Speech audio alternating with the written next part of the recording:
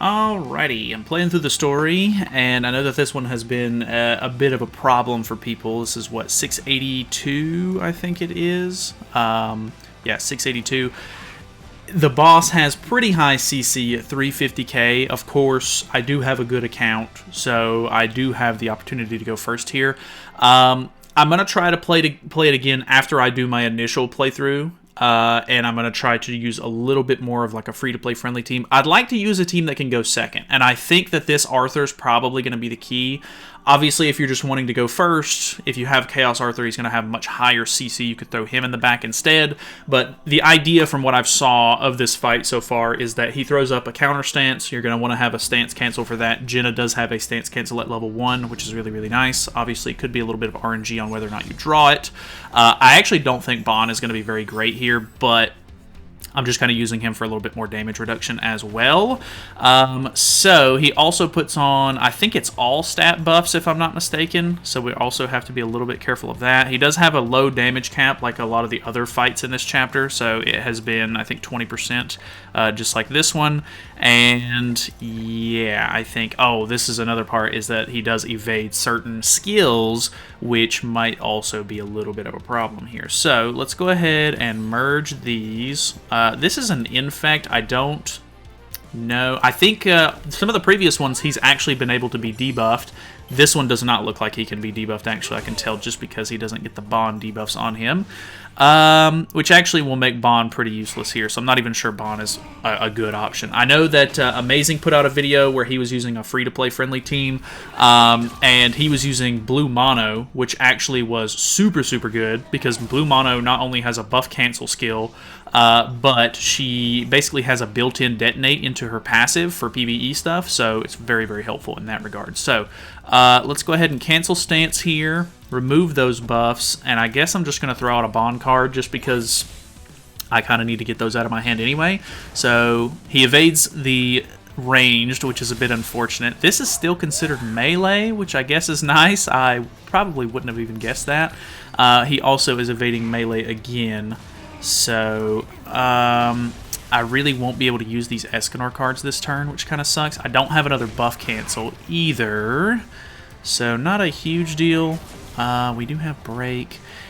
This actually deals additional damage to those assuming stance, double damage against assuming stances, yeah. So I guess we should technically use this first, stance cancel, and then I think I'm just going to throw this infect out for card draw here, just to get it out of my hand. So 104, you know, that's not great. She's not a great character in general, but so far, I mean, we're kind of just whittling the character down more than anything. We do get a buff cancel, which is nice, more stance cancels, which is great. This is honestly pretty good RNG, I would say.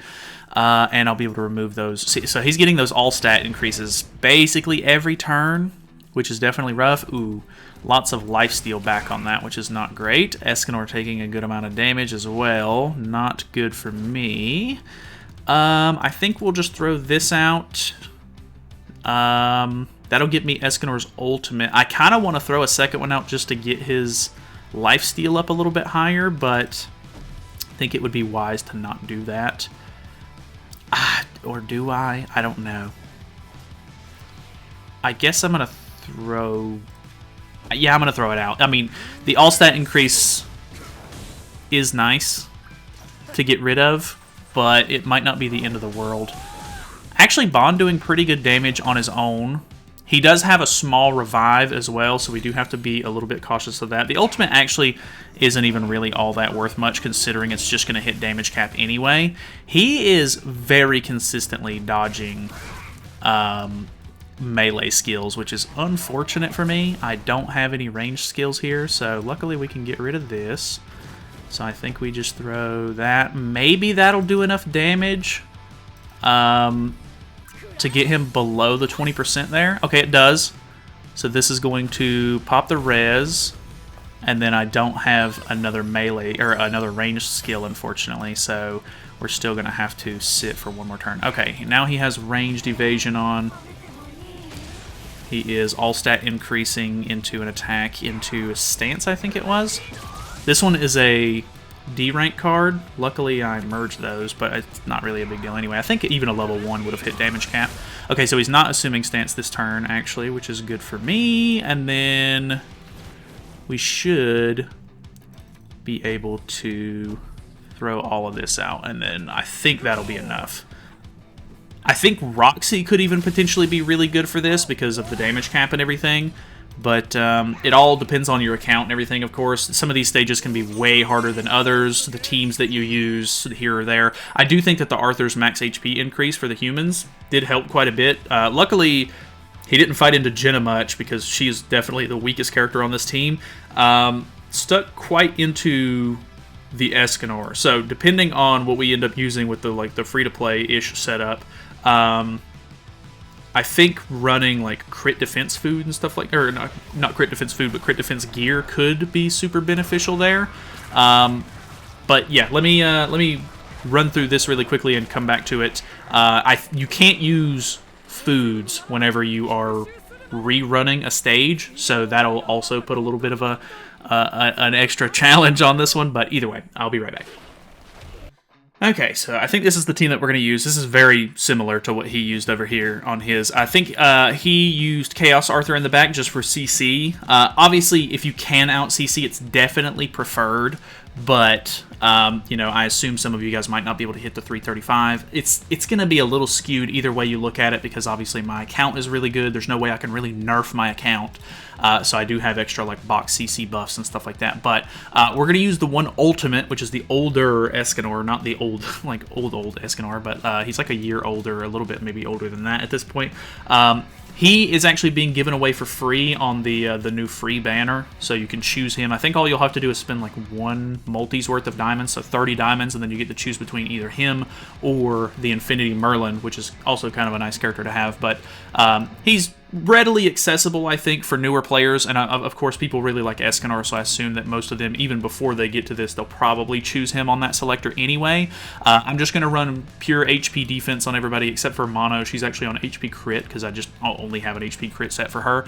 And then make sure that you're using the human's HP and decreased single target damage card set. If you have it, that one will also help out a little bit. Obviously, if you don't, you could go for HP or attack just to do more damage. I thought about maybe using Roxy in this scenario just because she'll get through damage caps and everything, but Escanor kind of does a similar sort of thing with his single target anyway, so we're just going to kind of see how it goes. It's probably going to be a little bit more reliant on RNG with this fight, just because of the fact that, one, you have to get good card draw. You know, if he puts on a bunch of buffs and stuff like that, if you can't cancel them, you know, that can be an issue. Or if you don't get the stance cancels, that can also be an issue. So we're just going to kind of see how things go. So we're going to cancel that stance first and foremost.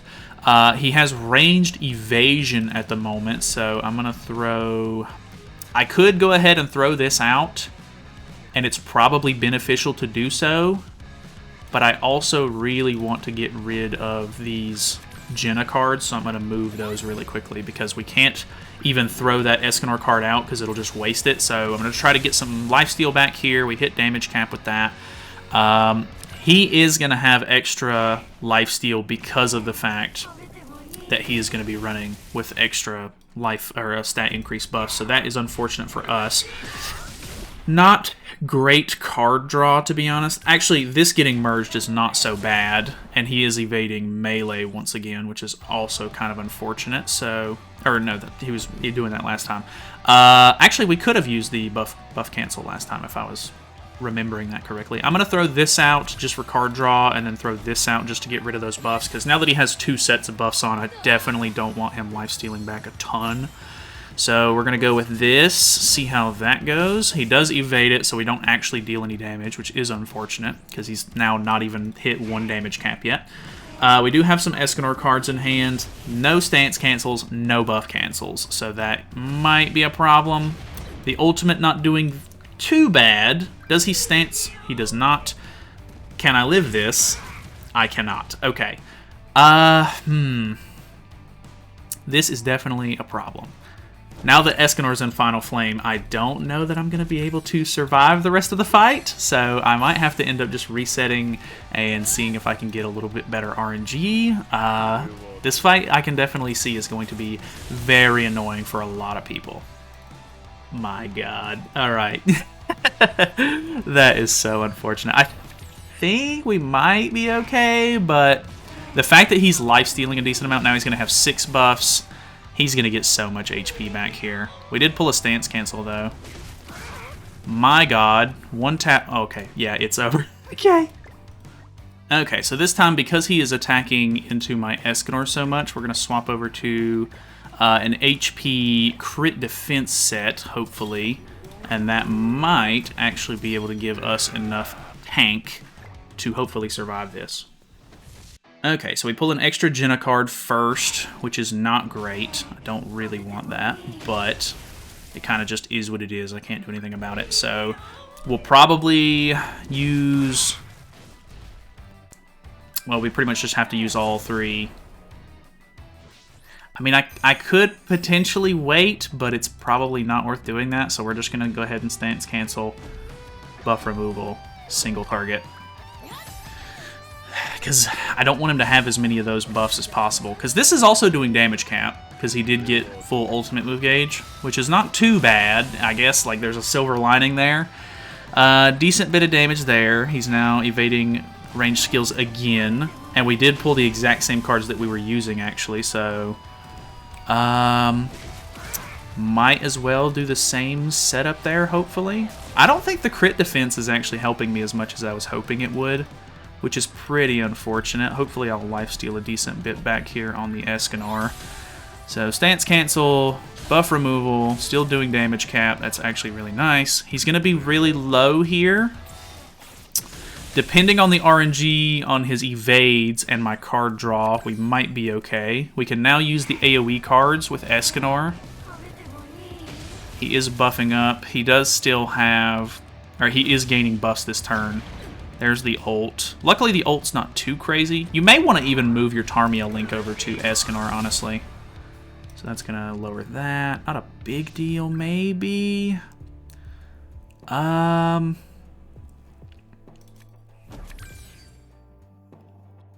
I guess we go ahead and buff cancel anyway, and then we just double AoE.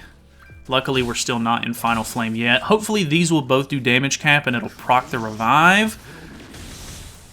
He is going to ult us, though, and I think he has stance after this turn. So we're either going to need to do enough, okay, or we pull. So that's good. We pull the stance cancel. He's still evading attack, or what is it called? Melee cards. Escanor's now in Final Flame. Here is the stance. Luckily, we're going to get rid of a lot of these cards out of our hand. So let's go ahead and stance cancel, buff cancel, and then throw this away. Maybe at level 3 it'll do some okay damage, but I'm not going to get my hopes up on that. I think the ranged and melee evasion is just kind of like the cherry on top to make this that much harder. So that's kind of annoying. Okay, actually, I think we're in a good spot here because he's melee or ranged evasion. We can buff cancel, and then we have double Escanor single target, which should hopefully deal some decent damage. He did get a lot of lifesteal back there, so that's not good. But we have 2 stacks, and we have 2 cards. So I think we're just going to barely squeak by on this one. Definitely going to take some RNG. Like, you're going to have to run this one probably several times to get the right, like, hand or, like, turn 1 setup, or hopefully you can just go first. Obviously, like, if you pulled the new Escanor, I think the new Escanor would even do a little bit more damage through the damage caps, because his single target is going to hit the 20% damage cap, do an extra 10% of his HP, because it does half of how much the single target does. And then, you know, that'll be 30% in 1 card right there. So, actually not too bad. Like, I mean, it took me, what, 3-4 tries? And that's with going second, so not terrible. Obviously, some people are going to have different accounts and stuff like that, so you got to account for that kind of stuff. But either way, that's just basically, you know, the gist of it. Nowadays, every single chapter seems to have one really, really hard boss, and this is definitely the one for this one. So either way, thank you guys so much for watching. Hopefully this was helpful. If you enjoyed it or it was helpful or anything like that, feel free to subscribe. Come back and hang out with us sometime. Other than that, thanks for watching. I'll see you guys later.